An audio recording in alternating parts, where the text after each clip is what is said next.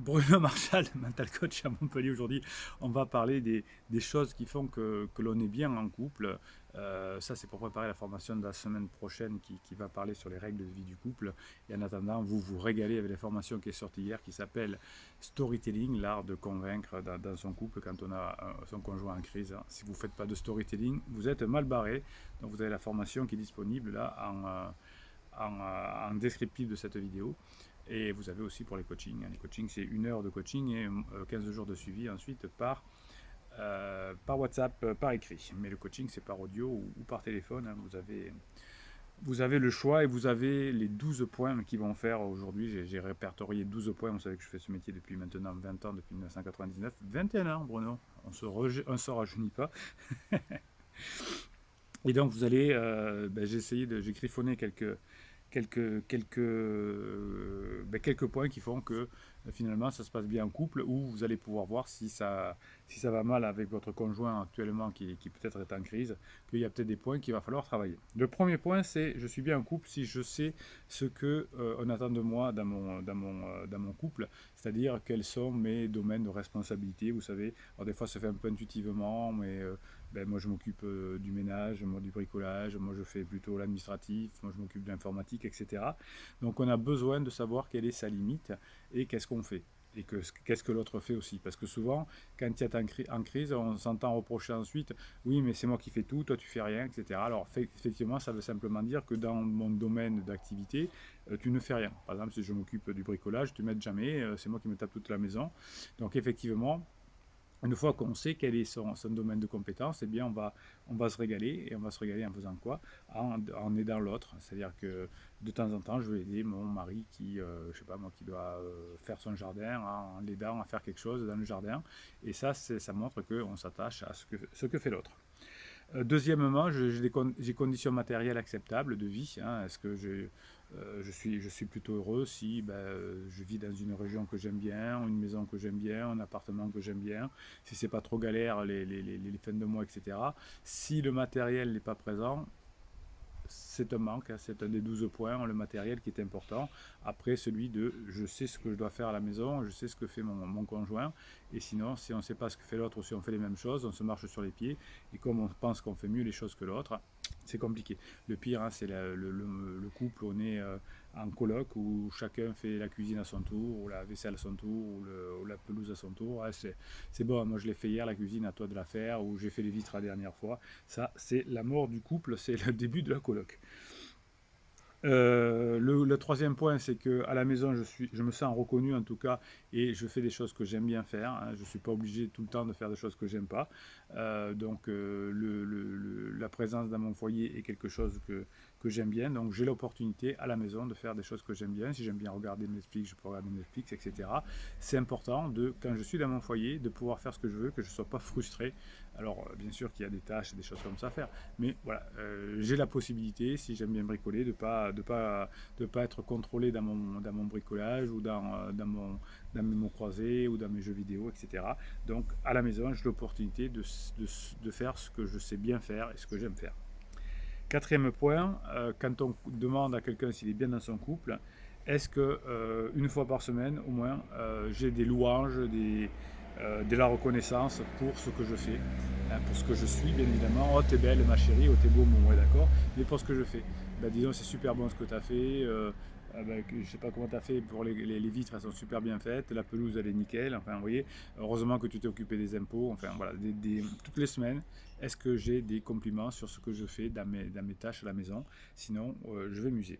Cinquième point, est-ce que mon mari et mes enfants semblent m'estimer en tant que personne? Donc la première, tout à l'heure, c'était est-ce que je suis estimé pour ce que je fais? Et là, c'est ce que je suis estimé pour ce que je suis. Hein, est-ce que mon mari, est-ce que ma femme me dit plusieurs fois par semaine, j'adore la personne que tu es, j'adore ton sourire, j'adore que tu ris, etc. Dans la phase 2 du couple, on oublie un petit peu. Phase point 6, est-ce que mon conjoint m'encourage dans mon développement? Est-ce que quand j'ai une idée, je sais pas, j'ai envie de faire de la gym, de me mettre au sport, on dit ah, c'est une connerie, ça fait 20 ans que tu n'as pas fait de conneries, de sport, etc. J'ai envie de me mettre à l'anglais, ouais c'est bon, tu n'y arriveras jamais. Enfin, vous voyez, est-ce que mon conjoint me soutient dans mes projets, au moins quand j'en parle, est-ce que c'est quelque chose qui peut marcher? Septième point, à la maison, est-ce que mon opinion compte? Ou est-ce qu'on dit arrête de dire des conneries, c'est pas possible, etc. Dire ah oui, j'entends ce que tu me dis. C'est important de se sentir entendu, compris, même si on peut effectivement ne pas être d'accord avec la personne. Donc, est-ce que mon opinion semble compter à la maison? Point 8 que j'ai noté, est-ce que est-ce que finalement on a des projets ensemble et est-ce que dans ces projets je suis inclus de façon importante? Souvent, quand ça se passe mal, la personne me dit oui, ben, par exemple, la maison, il ne m'a pas demandé mon avis, il a fait ses plans tout seul, il a décidé à ma place. Du coup, ça devient il décide tout à ma place, hein. Est-ce que je me sens dans les projets importants? Est-ce que j'ai le droit de dire mon mot? Est-ce qu'il est entendu? Est-ce qu'il est compris, etc. Neuvième point, est-ce que mon conjoint s'engage aussi dans des travaux à la maison, dans ses missions? Est-ce qu'il le fait bien? Parce que si, par exemple, on s'est un peu entendu pour que le conjoint fasse, par exemple, la pelouse ou l'extérieur et que l'extérieur tombe en ruine, je me sens délaissé aussi. Ah, donc, est-ce que je fais ma part de responsabilité à la maison et est-ce que mon conjoint le fait aussi? Si mon conjoint ne le fait pas, au moment de la phase 3 du couple qui est je boite un petit peu, ça ne va pas fonctionner et on va dire bah, tu fais jamais rien, tu vois, le jardin, tu devrais t'en occuper et il tombe en ruine. Donc, effectivement, est-ce que le travail que fait l'autre est reconnu et est-ce qu'il est de qualité aussi? Dixième point, mon conjoint est aussi un ami. Est-ce que je peux lui dire ce que je ressens? Est-ce que je peux lui partager mes doutes, etc. En disant oh, c'est bon, j'ai pas le temps, je suis fatigué, ça arrive à tout le monde, c'est de ta faute, tu n'aurais pas dû parler à ton patron comme ça. Est-ce que j'ai une oreille attentive de mon conjoint? Onzième point, est-ce que dans les 6 derniers mois, alors là, je suis vaste, hein, dans les 6 derniers mois, est-ce que 2 fois par an on dit je trouve que tu vieillis bien ou tu es encore mieux qu'avant ou je trouve que tu t'es amélioré dans la cuisine, c'est vachement meilleur ce que tu fais ou le jardin il est vraiment nickel ou l'ordinateur il marche mieux qu'avant, etc. Est-ce que j'entends au moins 2 fois par an quelqu'un qui reconnaît, mon conjoint me reconnaît mes progrès? Ça c'est super important aussi. Si on ne le fait pas, on a l'impression que les efforts que l'on fait ne sont pas vus, ne sont pas entendus, et donc on ne cesse d'en faire.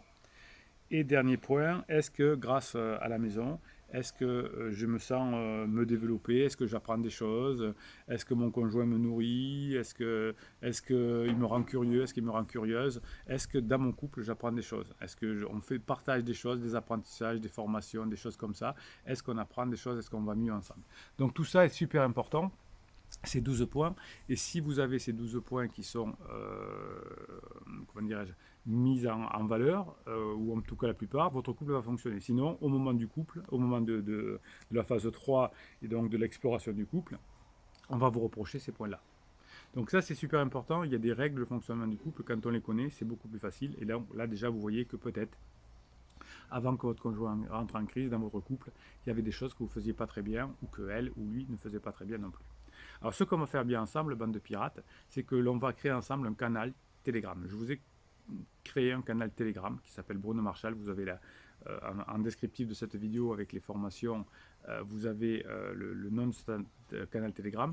Juste vous inscrivez, si vous n'avez pas l'application, vous la téléchargez, vous tapez Bruno Marshall, vous trouverez. Et sur ce canal Telegram, je vais poster des choses un peu toute la journée, un peu de temps en temps. Il y a des choses, je ne peux pas en faire une vidéo parce que d'abord c'est un peu particulier, ou c'est comme ça, c'est un peu à vif, ou c'est une photo, ou c'est un truc qui m'inspire, ou quand j'écris le bouquin, vous savez que je suis en train d'écrire le livre, il avance, je vous rassure. Merci pour vos témoignages. Si vous voulez d'ailleurs faire des témoignages de votre situation de couple et de la crise de votre conjoint, j'ai déjà une dizaine de témoignages, donc vous pouvez faire des témoignages et participer au bouquin qui sortira quand j'aurai fini d'écrire. il est en train. Donc je mettrai sur le canal Telegram des petits extraits de bouquins quand j'écrirai quelque chose qui me paraît digne d'être mis là-dedans. Je le ferai aussi. Puis sur canal Telegram, je peux mettre des petites vidéos, des petites audios quand j'ai quelque chose à vous dire. Donc ça permet d'être complémentaire avec les vidéos, avec les commentaires et avec les lives. Le prochain live, c'est vendredi à 19h. J'espère que ça a fonctionné. Les 2 derniers lives, YouTube m'a fait des misères avec le réseau. C'est bien enregistré, moi je reçois tout bien, vos commentaires, etc. Mais vous, parfois, c'est haché, donc je ne sais pas d'où ça vient.